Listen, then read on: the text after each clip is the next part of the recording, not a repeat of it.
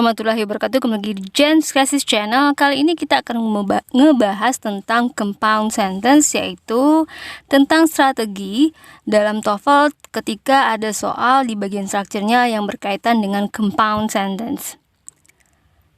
Nah, sebelumnya, apa itu compound sentence? Compound sentence adalah suatu kalimat yang terdiri dari lebih dari satu klausa. Dan klausanya itu adalah independent clause atau nama lainnya main clause atau kalau dalam bahasa Indonesia induk kalimat. Nah, compound sentence bisa ditandai dengan, jadi kalau ada dua kalimat atau ada dua klausa dalam suatu kalimat, maka kedua klausa itu tentunya harus dihubungkan, harus punya penghubung untuk menjadikannya satu kalimat utuh. Nah, compound sentence itu yang kita sebut sebagai konektor ya. Jadi kalau dua independent clause ini digabungkan, maka kita membutuhkan yang namanya konektor atau penghubung. Compound sentence memiliki ciri khas.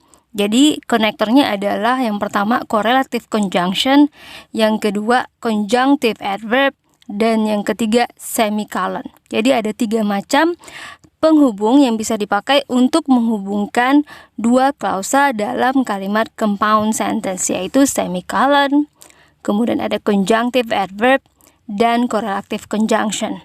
Nah, tapi yang akan kita bahas dalam video ini adalah klausa atau compound sentence yang dihubungkan oleh correlative conjunction atau Boyce-Vann.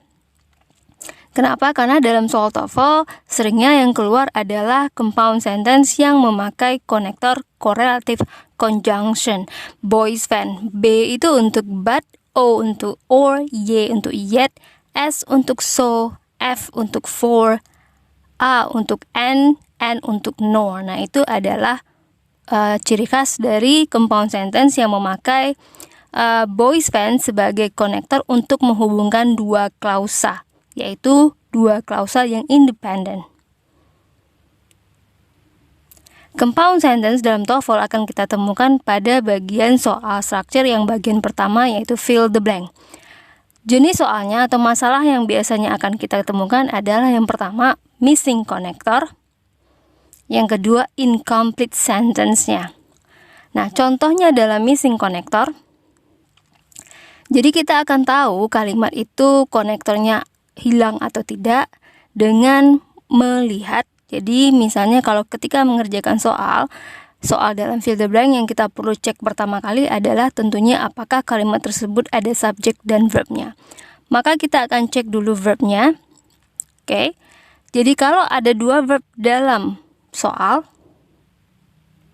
maka kita akan langsung cari kalau ada dua verb berarti akan ada dua subjek. Nah, kalau ada dua subjek dan dua verb berarti akan ada dua independent clause.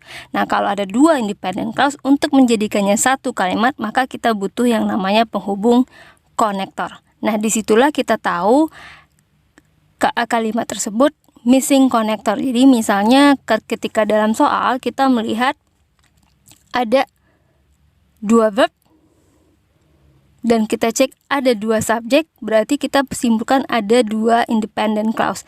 Ternyata kita cari konektornya tidak ada, atau yang titik-titik itu adalah ternyata yang dibutuhkan adalah konektor. Jadi cara untuk mengetahui missing connector dalam kalimat adalah tandai saja kalau ada dua verb, dua subjek, maka otomatis ada dua klausa dan kita butuh yang namanya satu konektor. Maka kita bisa punya rumus kalau ada 3 verb berarti 3 subjek, berarti 3 klausa, maka akan ada 2 konektor. Oke. Contohnya. Coba perhatikan kalimat ini. Kita cari kata kerjanya dulu karena lebih gampang mencari kata kerja. Karena kalau mencari subjek itu kan bisa dalam bentuk kata benda, dan kata benda ternyata mendominasi kalimat. Kata kerja di sini kita temukan ada yang berakhiran ed, itu paling gampang, occurred sama went out. When adalah verb kedua dari go. Setelahnya maka kita akan cari subjek. Ingat, subjek biasanya letaknya sebelum verb. Nah, kita lihat sebelum verb ada kata, dan kata itu kebetulan kata benda. A power failure. Nah, kalau misalnya tidak tahu failure itu artinya apa, bagaimana menebak dia kata benda atau bukan, coba perhatikan ada E itu punyanya si failure. Jadi kalau ada dua kata power failure, maka yang kata bendanya pasti yang di ujung. Oke, jadi a power failure adalah kata benda. Kemudian di verb kedua kita lihat ada lamp, seandainya juga tidak tahu arti lamp, kita lihat the. Setelah the, setelah a pasti kata benda. Maka lamp adalah kata benda. Di sini subjek dan verbnya ada dua. Kemudian kita cari konektor, ternyata tidak ada konektor. Berarti yang kosong yang harus kita isi adalah konektor. Maka kemudian kita lanjut untuk melihat option.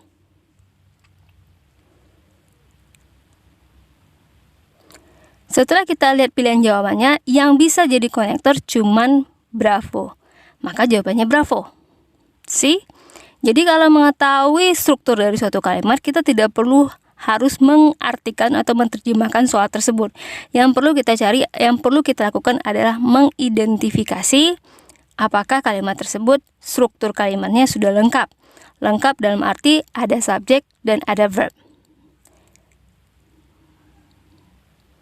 Masalah kedua terkait dengan si compound sentence adalah incomplete sentence. Jadi kalimatnya tidak lengkap. Jadi kita balik.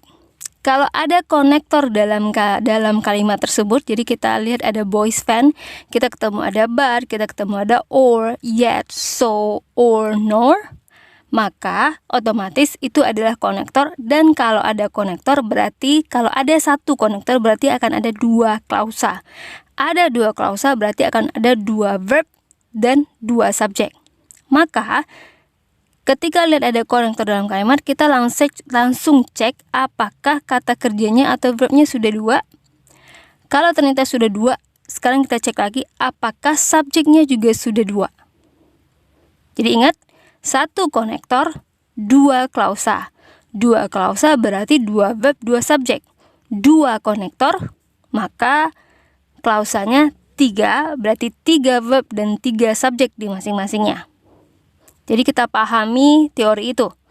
Rumusnya, 1 konektor, 2 verb, 2 subjek, 2 klausa.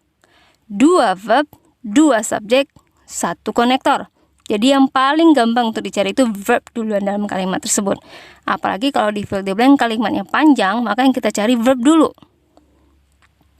Contohnya, perhatikan ini panjang nih. Kita langsung cari verbnya.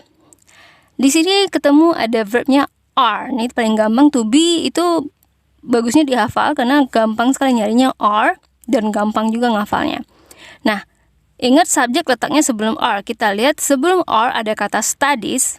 Case studies 2 kata, berarti kemungkinan yang kata bendanya studies. Ingat, study bisa kata kerja, bisa kata benda. Maka studies di sini kebetulan dia dalam bentuk jamak, cocok dengan si are, maka dia adalah subjek kita untuk kata si are. Kemudian kita cari lagi ada kata use pakai ed, pasti dia adalah kata kerja.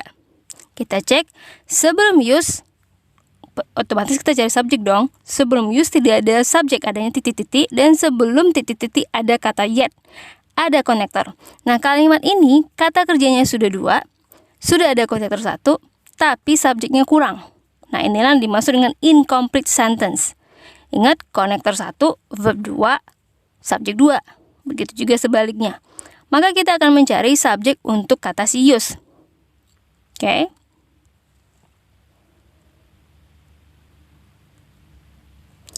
Nah, perhatikan. Subjek untuk kata si use di sini, kalau alpha tidak mungkin karena ada but. Kita sudah punya konektor yet. Dan klausanya di dalam soal cuma 2. Berarti kita hanya butuh 1 konektor dan konektor kita sudah ada itu yet. Maka alpha nggak mungkin. Bravo, subjek, they bisa jadi subjek. Tapi kita harus cek yang lain dulu. Charlie nggak mungkin. Karena kalau Charlie kita jawab berarti kurang subjek lagi. Delta, nah delta juga memungkinkan. Jadi Bravo dan Delta secara struktur memenuhi syarat. Maka kita harus cek lagi apakah dia butuh are atau tidak. Nah, ingat kalau use memakai are, otomatis dia adalah pasif. Kita cek. Kalau kalimat pasif, biasanya kita mengartikan. Tapi cara lainnya ada yang paling singkat, yaitu biasanya kalimat pasif itu pakai by. Kita lihat apakah setelah use ada kata by. Ternyata ada, yaitu by numerous researchers. Maka otomatis di sini kalimatnya pasif. Maka jawabannya adalah delta. Oke, jadi ingat, compound sentence biasanya kita temukan di fill the blank. Dan masalahnya bisa saja missing konektor atau kalimatnya yang tidak lengkap. Jadi ingat saja teori atau rumusnya. 1 konektor, 2 klausa, 2 subjek, 2 verb. Jadi kalau melihat ada soal di fill the blank yang soalnya banyak atau panjang, maka yang kita cari dulu verb dulu, baru subjek. Karena mungkin saja yang kurang atau yang kosong dalam fill the blank itu adalah konektornya. Oke, semoga bisa dipahami. Thank you. Assalamualaikum warahmatullahi wabarakatuh.